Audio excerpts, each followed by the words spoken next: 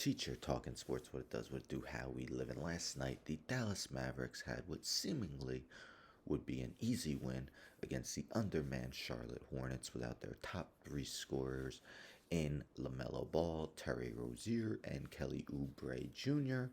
Well, they made it a lot more challenging than it should have been and actually did not win the games via StatMuse.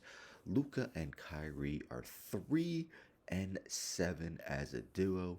The Mavs are currently out of the play-in after their kind of embarrassing loss to the Charlotte Hornets last night.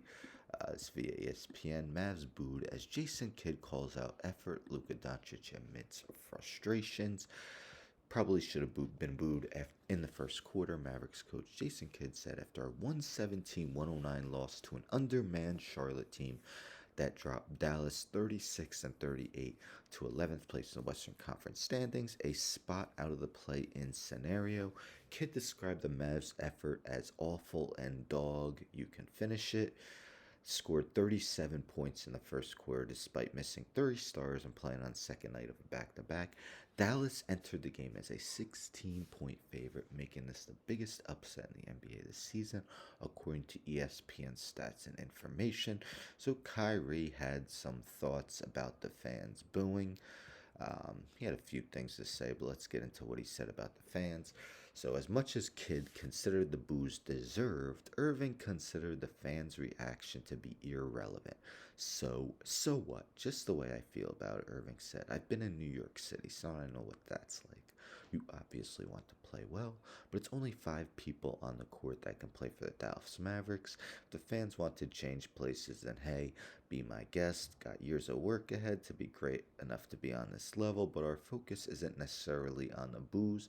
It should be on our performance and just being there for each other. Not exactly a quote that's gonna get Irving with the good graces with the fans, especially since Dallas has not been playing winning basketball. I had the NBA standings. Let me get those up really quick. If we look at the Western Conference, I mean, it's close. It's not like Dallas is completely out of the race. The West has been unbelievably close, where Dallas is just a game out of 7 and currently in 11th. But again, out of the play-in, 8 games left. Man, would that be a total disaster if Dallas was not able to get in the play-in after trading for Kyrie Irving.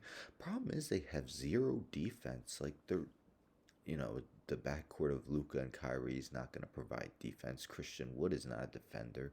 They traded Dorian Finney-Smith, who was probably their best defender, and Spencer Dinwiddie at least, gave an effort on the defensive end. They've also given up 2 future first-round picks for Kyrie Irving, who wants a max deal, and the way Dallas is playing, I just can't imagine anyone giving Kyrie a max deal. That's why he wanted to be traded from the Brooklyn Nets. I just can't foresee anyone giving Irving a max deal. Do you think there's still that chance? Do you see Dallas getting into the play-in? What are your thoughts on the last 8 games? All I know is Dallas plays Charlotte again tomorrow, afternoon game, 1 p.m. Eastern time. They better win, or there are going to be some heads rolling after that one. Don't forget to subscribe. Tell a friend to tell a friend to tell a friend to subscribe. Like the video, share the video, hit the bell for notifications. I'm out.